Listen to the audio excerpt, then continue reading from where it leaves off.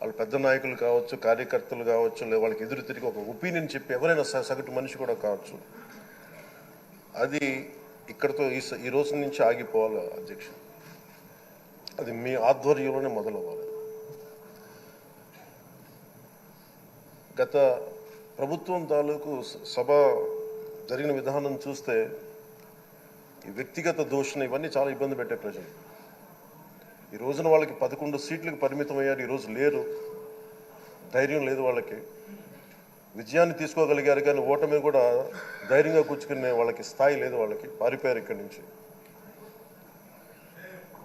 భావంలో ఉండే తీవ్రత భాషలో ఉండాల్సిన అవసరం లేదు. భాష మనుషుల్ని కలపడానికి కానీ విడగొట్టడానికి కాదు, భాష విద్వేషం రేపడానికి కాదు, పరిష్కరించడానికి. ఎంత జటిలమైన సమస్య అయినా, భయంకర సమస్య అయినా చర్చల ద్వారా పరిష్కరించుకోవడానికి కానీ వివాదం సృష్టించడానికి కాదు. ఈ సభ ఉన్నది అందుకు. కానీ మనం చూసింది వాళ్ళ దగ్గర నుంచి బూతులతోటి, వ్యక్తిగత దోషులతోటి రాష్ట్ర పురోభివృద్ధిని ఆపేశారు. అలాంటి సభ కాకుండా ఇందాక మన పెద్దలు శ్రీ గౌరవ ముఖ్యమంత్రి చంద్రబాబు గారు చెప్పినట్టుగా ఇది భవిష్యత్తుకి ఇది ఒక ప్రమాణిక, ఒక ప్రమాణం అవ్వాలి. 2047 వరకు ఇంత అద్భుతమైన స్థానంలో మనకి ఆంధ్రప్రదేశ్ తెలుగు జాతి ఉన్నత స్థాయికి వెళ్ళాలంటే ఈరోజు మనం వేసే ప్రతి అడుగు అది భవిష్యత్ తరాలకు ఒక నిర్దేశక, ఒక టచ్ స్టోన్గా ఉండిపోవాలి, గిట్ రాయిగా ఉండిపోవాలి. ఈ రోజున ఈ సభలో ఉన్న గౌరవ సభ్యులందరూ చట్టాలు చేయడానికి ఉన్నారు, చట్టాలు ఉల్లంఘించడానికి కాదు. విభేదించడం అంటే ద్వేషించడం కాదు, వాదించడం అంటే కొట్టుకోవడం కాదు. ఇవన్నీ విభేదించడం, వాదించడం ఇవన్నీ ప్రజాస్వామ్యానికి చాలా మౌలికమైన పునాదులు. ఆంధ్రప్రదేశ్ ఆవిర్భావం జరిగి అసలు భాషా ప్రయుక్త రాష్ట్రాల ఆవిర్భావమే మన ఆంధ్ర రాజ్యంతో మొదలైంది. అమరజీవి పొట్టి శ్రీరాములు గారి బలిదానం మీద మన రాష్ట్రం పుట్టింది. 56 రోజులు తిండి తిప్పలు తినకుండా నరకం అనుభవిస్తూ ఆయన బలైపోయారు. ఆయన మరణానికి చేరువవుతూ ఆమరణ నిరాహార దీక్ష చేసిన ప్రతిరోజు మనకి దాదాపు ఈ సుదీర్ఘమైన 6 దశాబ్దాల కాలం, 1.5 సంవత్సర కాలం అంటే ఆయన ప్రతిరోజు చావుకి చేరువవుతూ భోజనం లేకుండా ఆయన గడిపిన ప్రతిరోజు మనకి 1.5 సంవత్సర కాలం. అలాంటి నేపథ్యంలో అలాంటి మహోన్నతుడు శ్రీ పొట్టి శ్రీరాములు గారి త్యాగాన్ని కనుక మనం ఈ సభలో ప్రజా సంక్షేమం కోసం మాత్రమే చర్చలు జరగాలి, వాదోపవాదాలు హద్దులు దాటకుండా ఉండాలి, వ్యక్తిగత దూషణకి తావివ్వకుండా ఉండాలి. అలా కాకుండా గత ప్రభుత్వంలాగా ఈ సభని తిట్లకి, బూతులకి, కొట్లాటికి వాడితే ప్రతి నిమిషం పొట్టి శ్రీరాములు గారి బలిదానాన్ని అవమానం చేసినట్టే. ఒక గొప్పవాడు, ఒక మహానుభావుడు బతికినప్పుడు మాత్రమే కాదు, చనిపోయిన తర్వాత కూడా కొన్ని తరాలు ఉపయోగపడతారని నిరూపిస్తారు.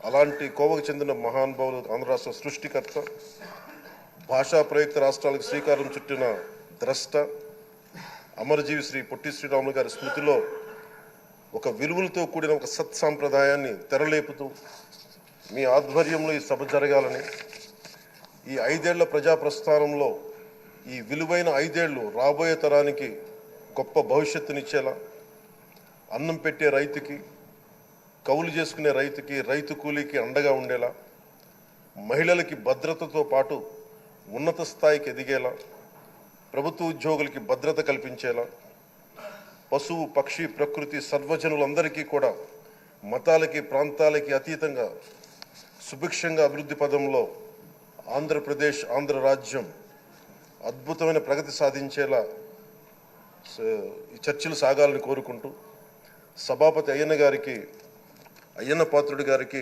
మీ ఆధ్వర్యంలో ఈ సభ ఒక సరికొత్త సాంప్రదాయానికి, సత్సాంప్రదాయానికి ఇది తెరతీయాలని కోరుకుంటూ మీకు మరోమారు శుభాభినందనలు తెలియజేసుకుంటాం.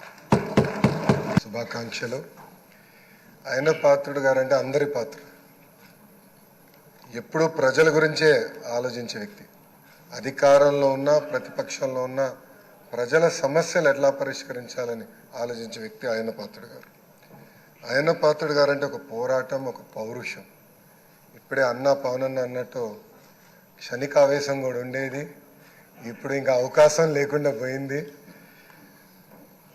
1983లో విశ్వవిఖ్యాత నడసార్వభౌమ స్వర్గీయ శ్రీ నందమూరి తారక రామారావు గారు ఆనాడు తెలుగుదేశం పార్టీని స్థాపించినప్పుడు 25 సంవత్సరాల వయసులో మీరు ఆనాడు పోటీ చేశారు, ఎమ్మెల్యే అయ్యారు. ఆనాడు భారతదేశంలోనే సెకండ్ యంగెస్ట్ ఎమ్మెల్యేగా అయ్యన్న పాత్రుడు గారు నిలబడ్డారు. 25 సంవత్సరాల వయసులో మీరు మంత్రిగా కూడా అయ్యారు. 7 సార్లు శాసనసభ్యుడిగా, ఒకసారి ఎంపీగా కూడా మీరు ఉన్నారు. 7 సార్లు ఒకే నియోజకవర్గం, నర్సీపట్నం నియోజకవర్గం ఏ అదృష్టం చేసుకుందో నాకు తెలియదు, కానీ 7 సార్లు కూడా నర్సీపట్నం నియోజకవర్గం ఎమ్మెల్యేగా మీరు నిలబడ్డారు. 16 సంవత్సరాలు మీరు మంత్రిగా చేశారు. చూస్తే టెక్నికల్ ఎడ్యుకేషన్ కానీ 3 సార్లు R&B, forest, environment, science and technology, Panchayati Raj గ్రామీణాభివృద్ధి శాఖ మంత్రిగా కూడా మీరు చేశారు. ఈ హౌస్లో ఎవరికి పక్కన ఒక అదృష్టం నాకు దక్కింది. మీ తర్వాత పంచాయతీరాజ్ గ్రామీణాభివృద్ధి శాఖ మంత్రి ఏదో అవకాశం నాకు దక్కింది. ఆనాడు మీరు ప్రారంభించిన పనులని పూర్తి చేసే అవకాశం నాకు ఇచ్చారు. మీ నాయకత్వంలో 25,000 కిలోమీటర్లు సీసీ రోడ్ వేసాం, ప్రహరీ గోడలు కట్టాం, పంచాయతీ భవనాలు కట్టాం. గ్రామాలు కూడా ఆనాడు యుద్ధ ప్రాతిపదికంగా తాగునీటి పథకాలు కూడా కలిసి ఏర్పాటు చేశారు. అంతేకాకుండా నాకు ఎప్పుడు సలహాలు కావాలన్నా, సూచనలు కావాలని మీకు ఫోన్ చేసేవాడిని, మిమ్మల్ని అడిగి తెలుసుకునేవాడిని. ఆనాడు పంచాయతీరాజ్ గ్రామీణాభివృద్ధి శాఖ మంత్రిగా నేను ఇన్ని పనులు చేయగలనంటే దాని వెనకాల మీరున్నారని ప్రజలందరూ కూడా తెలియజేస్తున్నాను. ఇంతేకాకుండా పెద్దలు గౌరవ ముఖ్యమంత్రి గారు చెప్పినట్లు ఆనాడు ఉత్తరాంధ్ర సుజల సవంతి ఇరిగేషన్ కోసం కూడా మీరు పెద్ద ఎత్తున పోరాడారు. నాకు బాగా గుర్తు, తెలుగుదేశం పార్టీ విశాఖపట్నంలో మహానాడు ఏర్పాటు చేసుకుంటే ఎట్టి పరిస్థితుల్లో అనౌన్స్ చేయాలి అని పట్టుబట్టారు. ఆనాడు కూడా గౌరవ ముఖ్యమంత్రి గారు కూడా అనౌన్స్ చేశారు. అంతేకాకుండా పార్టీలో కూడా పాలిట్ బ్యూరో సభ్యుడిగా, సీనియర్ నాయకుడిగా నాకు ఎప్పుడూ ఒక గైడెన్స్ ఇస్తూనే ఉన్నారు. ఒకే పార్టీ, ఒకే జెండా, ప్రజల ఎజెండాగా మీరు ముందరికెళ్ళిన వ్యక్తి. గత 5 సంవత్సరాలు మీరు కూడా ప్రభుత్వం చేతిలో ఒక బాధితులు. 23 కేసులు మీ పైన కూడా, బంపర్ ఆఫర్ మీ పైన కూడా పెట్టారు. మీ పైన కూడా నిర్భయ కేసు పెడతాం కానివ్వండి, ఇవన్నీ చేస్తాం, చాలా బాధాకరం. ఆనాడు కావాలని ఇల్లు ఇల్లీగల్గా ఉందని కోర్టు కూల్చొద్దు అని చెప్పినా కూడా అతి ఉత్సాహంతో అధికారుల్ని, పోలీస్ సోదరులను పంపించి మీ ఇల్లు పైన కూడా దాడి చేశారు, కుటుంబం పైన దాడి చేశారు. మీ భార్య కానీ 2 అబ్బాయిలు కూడా బాధితులై ప్రభుత్వం చేతుల్లో. ఆనాడు నేను నర్సీపట్నంకు వెళ్ళాను, కుటుంబాన్ని కలిసినప్పుడు వాళ్ళని ఒకటే అడిగాను, ఇక్కడికి మీరు ఎందుకు వచ్చారు? మీ అవసరం రాష్ట్రానికి ఉంది, ఏం పర్వాలేదు, అయ్యన్న పాత్రుడు గారు పోరాడతారు, ఎక్కడికి వెళ్ళరు, మీరు వెళ్ళి అందరు కార్యకర్తల్ని కాపాడండి అని తల్లి కూడా నాకు చెప్పడం జరిగింది. నేను అది ఎప్పుడూ మరవలేను. రాజకీయాలు చూసి పెరిగిన వ్యక్తి. ఒకప్పుడు శాసనసభ జరుగుతుందంటే రాత్రి 2-3 వరకు కూడా జరిగేది. ముఖ్యమంత్రి గారు, ప్రతిపక్ష నేత హోరాహోరీగా చర్చలు చేశారు. యువకులుగా మేమందరం చూసేవాళ్ళం. ఉందాతనంగా సభ జరిగేది. ఎవరన్నా స్పీడ్గా మాట్లాడినా రెండో రోజు సభకొచ్చి కొంచెం స్పీడ్గా మాట్లాడడం, క్షమించండి అని కూడా కోరిన రోజులు అందరం చూసాం. కానీ గత 5 సంవత్సరాలు అన్నీ లేకుండా పోయినాయి. ప్రజలు కూడా ఒక మాటలో చెప్పాలంటే శాసనసభని అసహించుకునే పరిస్థితి వచ్చింది. ఇది చాలా చాలా బాధాకరం. ఇక్కడ చాలామంది మొదటిసారి శాసనసభ్యులు ఉన్నారు. మీ నాయకత్వంలో నేర్చుకునేదానికి మేము ఈ హౌస్కి వచ్చాం.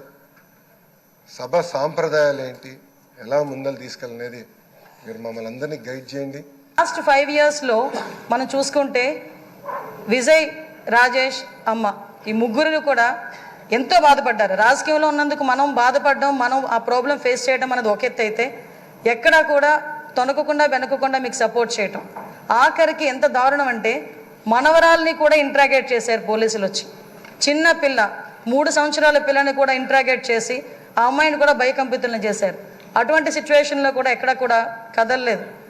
ఒక చిన్న 6 అడుగుల దూరం అని చూపించి గోడను కూల్చడానికి వందలాది మంది పోలీసులు మీ ఇంటి చుట్టుపక్కల పెట్టినా, సార్ ఎక్కడికైనా వెళ్ళండి, జైల్లో పెడితే మళ్ళీ ఇబ్బందులు పడతారేమో అంటే, వస్తే అరెస్ట్ చేయని అమ్మా, ఏం చేస్తారు మహా అయితే చచ్చేటప్పుడు కూడా అదే జెండాతో చచ్చిపోతాను తప్పించి ఏ రోజు కూడా జెండా మార్చకుండా నేను నిలబడతాను, అది నా రాజకీయ నైజం అని గర్వంగా చెప్పిన వ్యక్తి మా అయ్యన్న పాత్రుడు గారు. అటువంటి వ్యక్తి ఈరోజు సభా స్పీకర్ స్థానంలో ఉండటం నిజంగా మా అదృష్టంగా నేను భావిస్తున్నా. అదేవిధంగా ఈరోజు ఏదైతే ఇందాక మన నాయకులందరూ కూడా చెప్పున్నారు, లాస్ట్ 5 సంవత్సరాల్లో పరిస్థితి ఎలా ఉందంటే, ఇంకొక విషయం ఇక్కడ చెప్పాలి సార్. ఎందుకనంటే ఈరోజు ఒక బీసీ నాయకుడిని, ఒక 40 సంవత్సరాల సుదీర్ఘ అనుభవం రాజకీయ అనుభవం ఉన్న ఒక నాయకుడిని సరైన పొజిషన్లో సరైన మనిషిని సరైన పొజిషన్లో కూర్చోబెట్టేటప్పుడు ప్రతిపక్ష హోదాలో ఉన్నవారు, ప్రతిపక్ష హోదా కూడా కాదు, మినిమం మా పార్టీ ఎమ్మెల్యేలు ఇక్కడికి వచ్చి పార్టీ సభ్యుల కింద మిమ్మల్ని కూర్చోబెట్టడం ఒక సంప్రదాయం. సంప్రదాయాలకు విలువిచ్చే ఒక పార్టీగా, సంప్రదాయాలు విలువిచ్చే అధికార పక్షంగా నిన్న కూడా ప్రమాణ స్వీకారాలు చేసేటప్పుడు 11 మందిలో ఒక ఎమ్మెల్యే మాత్రమే జగన్మోహన్ రెడ్డి అన్న వ్యక్తి, అతనికి ప్రతిపక్ష హోదా లేదు. అలాంటి వ్యక్తిని కూడా సీరియల్ ప్రకారమో ఆల్ఫాబెట్ ప్రకారమో పిలవకుండా ఒక గౌరవ మాజీ ముఖ్యమంత్రి అన్న ఒక హోదాలో మనం పిలిపించి మినిస్టర్స్ తర్వాత అతను ప్రమాణ స్వీకారం చేసే అవకాశం ఇచ్చాం. అది మన గౌరవం, మన సంప్రదాయం. అది కాకుండా ఈరోజు అటువంటి సంప్రదాయం ఎందుకు వాళ్ళు రిసీవ్ చేసుకోలేకపోతున్నారు? ఈరోజు ఒక బీసీ నాయకుడు, ఆయన రాకపోతే పోయాడు, ఆయన పులివెందులు వెళ్తాడు, ఎక్కడికి వెళ్తాడు, మిగతా సభ్యులను కూడా పిలిపించి కూర్చోబెట్టి మిమ్మల్ని ఆ స్థానంలో కూర్చోబెట్టని పిలిపించుంటే ఎంత గౌరవంగా ఉండేది. అంటే వాళ్ళకి గౌరవం ఇచ్చి పుచ్చుకోవడం కూడా చేత కాదన్న సంగతి ఈ ఒక్క సభ మొదటి రోజే మనందరికీ కూడా అర్థమైంది. నేను ఒకటే అప్పీల్ చేస్తున్నాను సార్, ఈ సభలో ఇంతకు ముందు జరిగిన అవమానాలు కానీ, ఏ ఆడపిల్లకి కూడా ఇంతకు ముందు జరిగిన అవమానాలు కానీ, ఏ ఒక్కరికి కూడా, ఆడపిల్లలకే కాదు ఇక్కడ శాసన సభ్యులకి కూడా ఎక్కడ కూడా ఎటువంటి అవమానాలు జరగకుండా చూసుకునే బాధ్యత. ఎందుకంటే నాయకుడిగా 40 సంవత్సరాల సుదీర్ఘ అనుభవం చంద్రబాబు నాయుడు గారి కంట కన్నీరు చూసింది ఈ అసెంబ్లీని. అటువంటి ఈ అసెంబ్లీలో ఆ రోజు కౌరవ సభగా ఉన్న అసెంబ్లీలోకి మళ్ళా గౌరవ సభగా వస్తానని చెప్పి ప్రమాణం చేసి ఇంతమంది సభ్యుల్లో గౌరవంగా మమ్మల్ని కూడా తీసుకొచ్చినందుకు ప్రత్యేకంగా ఆంధ్రప్రదేశ్ రాష్ట్ర ప్రజలందరికీ కూడా ధన్యవాదాలు తెలియజేసుకోవాలి. ఎందుకంటే 175 మంది అంటే ఒకటి మాత్రం చెప్పాలంటే 5 కోట్ల ఆంధ్రప్రదేశ్ ప్రజల్లో 175 మందికే వస్తుంది అధ్యక్ష అని పిలిచే పలుకు. ఒకే ఒకరికి వస్తుంది అధ్యక్ష అని పిలిపించుకునే ఒక వర్డ్. అది మీరవ్వటం నిజంగా మా అదృష్టం, ఉత్తరాంధ్ర ప్రజలు చేసుకున్న అదృష్టంగా నేను భావిస్తున్నా. పోర్ట్ఫోలియోలు చేశారు. ఏ పోర్ట్ఫోలియో చేసినా ఆ పోర్ట్ఫోలియోని వన్ని తీసుకొచ్చారు. ఆ పోర్ట్ఫోలియోల ద్వారా ఈ రాష్ట్రానికి ఎనలేనటువంటి మేలు చేశారు. గత శాసనసభ ఇప్పుడే మా అధ్యక్షులు వారు పవన్ కళ్యాణ్ గారు, లోకేష్ బాబు గారు అందరూ చెప్పారు, ఆంధ్రప్రదేశ్ చరిత్రలో 2019-24 శాసనసభ ఒక దుర్మార్గమైనటువంటి సభ. ఆ సభలో నేను కూడా సభ్యుడిగా ఉన్నాను. 23 మంది ఎమ్మెల్యేలు మాట్లాడడానికి అవకాశం లేదు, మా వైపు చూడలేదు. చూడకపోయినా మా స్థానాల్లో మేము గౌరవంగా కూర్చున్నా సరే మొత్తం మా దగ్గరికి వచ్చి తల్లిదండ్రుల్ని, కుటుంబాలని, పర్సనాలిటీని, వ్యక్తులని బండబూతులు తిట్టి ఈ సభలోకి ఎందుకు వచ్చాం, రాని వాళ్ళే అదృష్టవంతులని బాధపడినటువంటి రోజులు, చెవుట్లో కాటన్ పెట్టుకొని వినలేనటువంటి రోజులు గత శాసనసభలో మేము ప్రత్యక్షంగా చూసాం అధ్యక్ష. ఈరోజు తెలంగాణ ఉద్యమం అద్భుతంగా జరిగింది, కానీ ఎప్పుడు శాసనసభ్యుల మీద భౌతిక దాడులు ఎప్పుడూ జరగలేదు. కానీ గత శాసనసభలో ఒక దళిత శాసనసభ్యుడైనటువంటి ప్రస్తుత మా మంత్రి గారైనటువంటి బాల వీరాంజనేయ స్వామిని సభాపతి స్థానం దగ్గరికి వచ్చి ఆయన పైన భౌతికంగా దాడి చేస్తే ఎంత ఆవేదన చెందాం, ఎంత బాధ చెందాం. ఆంధ్రప్రదేశ్ ఈ రాష్ట్రానికి, దేశానికి ఒక రోల్ మోడల్.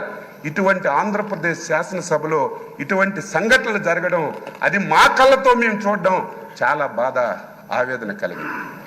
ఏది ఏమైనా ఒక అనుభవజ్ఞైనటువంటి వ్యక్తి, ఈ రోజు వరకు మీ అవతారం ఒకటి, ఈ రోజు నుంచి మీ అవతారం మార్చాలి. ఎందుకంటే రాజకీయాలు చేసేటప్పుడు పదునైన మాటలు మాట్లాడాలి. ప్రతి ఒక్కడు విమర్శించేటప్పుడు వారికి సమాధానం చెప్పాలి. కానీ ఈ రోజు నుంచి మీరు శాసనసభాపతి. నా కోరిక, నా ఆశయం బలహీన వర్గాల తరపున మీకు కోరుతున్నాను. ఈ సభ 2024-29 శాసనసభ మా బలహీన వర్గాలకు చెందినటువంటి చింతకాయల అయ్యన్న పాత్ర గారి నాయకత్వంలో ఒక దేశానికి ఒక రోల్ మోడల్ గా ఈ సభ ఉండాలి. ఇది ప్రతి ఒక్కరూ చెప్పుకునే విధంగా మనందరం కూడా ప్రవర్తించాలి. దాదాపుగా 78 మంది, నాకు సరిగా ఇంక తెలియదు, మొదటిసారి శాసనసభ్యులుగా 88 మంది. కొంతమంది ఒకసారి 2 సార్లు అయ్యారు. నేను కూడా 6 సార్లు శాసనసభగా. పెద్దవారి చిన్నవారికి అయ్యగా, మీ తోటి వయసులందరికీ అన్నగా, రాష్ట్ర ప్రజలందరికీ ఎంతో ప్రీతి పాత్రుడుగా, అయ్యన్న పాత్రుడుగా పరిపూర్ణమైన పేరు మీకు మీ తండ్రి గారు పెట్టారో తాతగారు పెట్టారో, ముందుగా వారికి నా ధన్యవాదాలు తెలియజేస్తూ, ఈ సభ పామరులందరికీ అర్థమయ్యేలాగా సరళమైన భాషలో మీరు మాట్లాడతారు. అందులో గర్వం లేదు, సరళమైన భాషే మీరు ఎప్పుడు మాట్లాడారు. ఇప్పుడు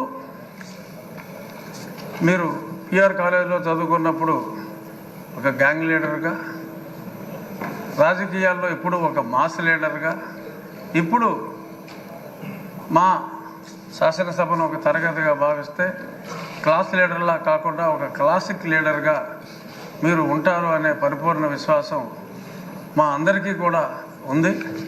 నిన్ననే మరి సింహంలాగా చెప్పుకునే వాళ్ళు సభకు వచ్చి వారి పేరు కూడా మర్చిపోయేలాగా పెప్ప అన్నారు.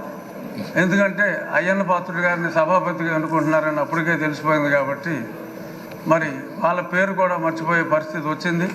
అంచేత వాళ్ళు ఎప్పట్లాగా అలాగే ఆ సీట్లన్నీ ఖాళీగా ఉంటాయేమో, మరి ప్రతిపక్ష పాత్ర పోషించాలి అంటే మరి పాలకపక్షంలోనే అందరికీ కూడా మీరు మాట్లాడే అవకాశం, కేవలం పొగడ్తలకే పరిమితం కాకుండా, మంత్రులకే అవకాశం కాకుండా, మాలాంటి శాసనసభ్యులందరికీ కూడా మీరు తప్పకుండా అవకాశం ఇవ్వాలి. సోదరుడు మనోహర్ గారు చెప్పినట్టు మాజీ స్పీకర్ గారు అందరికీ కూడా డిబేట్లో మాట్లాడి, ఒక శాసనసభ్యుడికి శాసనసభలో గౌరవం ఉన్నప్పుడే వారి వారి అసెంబ్లీ స్థానాల్లో కూడా వారికి గౌరవం ఉంటుంది.